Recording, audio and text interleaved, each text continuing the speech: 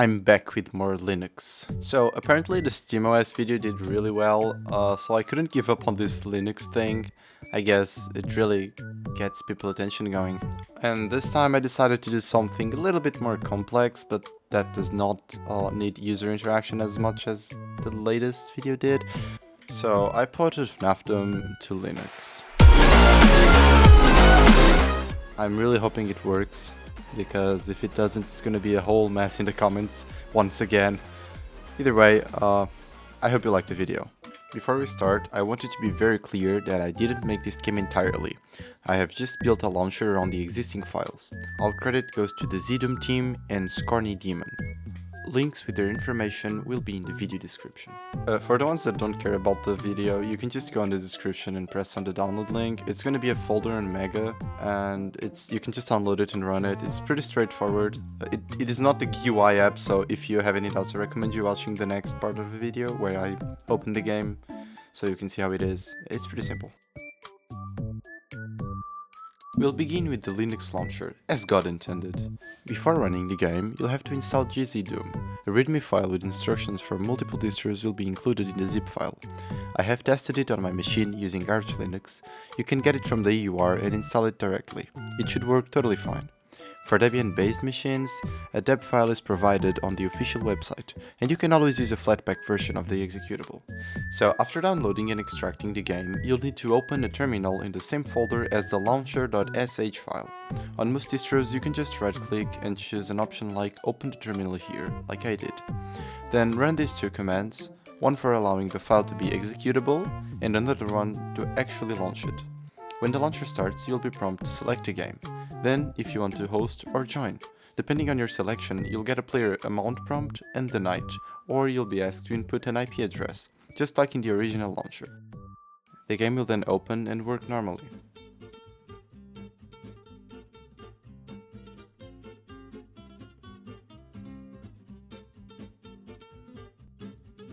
Now, the Windows launcher is easier to handle. You can just double-click the launcher and follow the same steps. Both launchers are identical to make it easier for both users. I was very surprised when I opened a bat file and it worked perfectly on Linux. Anyways, it's exactly the same. You open the launcher, choose if you want to join or host a game. Depending on what you choose, input an IP address or choose how many players and the map to host the server in, and then the game will open and work totally fine. The launcher for Windows was honestly kind of a mess, not because I don't know how to do it, but because I'm not used to Windows anymore, so as you can tell, I was pretty happy when it worked. You cannot use this version with the original FNaF Doom version. Since Linux keeps GZDoom updated, I had to grab the latest version of GZDoom for the Windows launcher as well. To avoid any bugs or conflicts, please use the version I provided. So how is it exactly done? Before starting to mod the game, we need to understand how GZDoom works. To be able to launch, GZDoom needs one or more WAD files and, optionally, one or multiple PK3 files. For the WAD files, one of those files must work as some sort of license. That's where the Freedom project comes in. It provides free-to-use and distribute license files. Then, for the other WAD and PK3 files, I've looked into the FNaF Doom's folder. They were all there. With all this info, I could make a command to open the game, but I was missing the arguments to host or join and the maps. Figuring out the maps is pretty fun. In the beginning, I was using a terminal command to filter the strings inside the FNaF Doom's PK3 and trying to guess how many maps there were. Later down the line, I discovered this app named Slade. It's a Doom editor. By opening the PK3 file with Slade, I could easily see a list of all the available nights. With this, I could find some unfinished nights and all custom nights and secrets. After getting a list of the nights, all I had to do was test them one by one to know what map led to which night. That was a bit of a tedious process. After having a complete command, all I had to do was write a launcher that selected the mode and night depending on what the user wanted.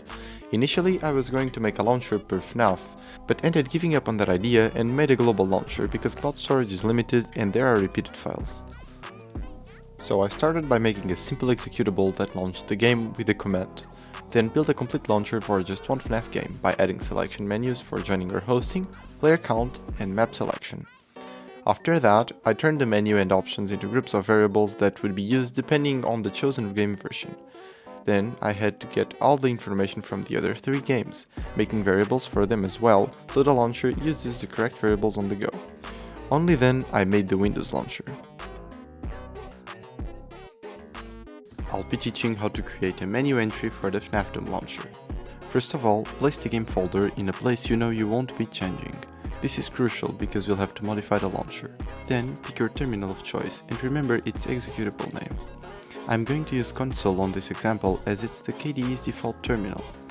After that, open KDE menu editor. Feel free to create a new category if you want. Then create a new item.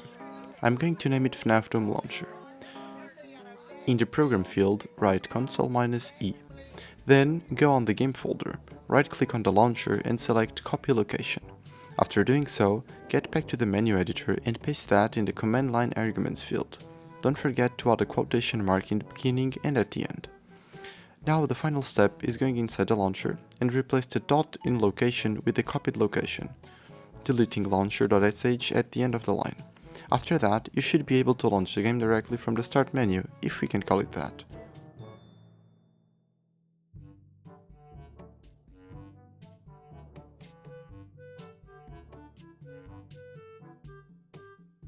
As you may know, I always like to add an unscripted audio at the end. I really want to thank everyone from the previous video. You guys in the comments helping each other was really sweet. I was really happy to see people could, help each other just out of the blue. And I was really happy when some users discovered solutions for the new update. And you guys are awesome, really. It was really fun. So this project was honestly kind of fun to make. I started doing it a few months ago, I think. It wasn't that hard, but I just decided to forget about it for a while. And then I went back to it and finished it. Honestly, it was just really cool. I really like this game. It's a very fun game to play when you have a lot of friends who want to play FNaF as well. It's really fun. And not having it for Linux kind of sucks, because Linux is just, in my opinion, way better. And I really think everyone should use it. I'm just kidding. I don't really like the idea of giving up on Linux and going back to Windows just to play a game. I can deal with that for most games because, well, Proton exists, but I felt like this was way easier than just running it through Proton. I mean, not easier, but, better performance. I really hope you liked the video. If you did, leave a like, leave a comment if you want. I always love reading comments, and I try my best to answer to everyone. The latest video I never had so much engagement. But anyway, I see you in the next one.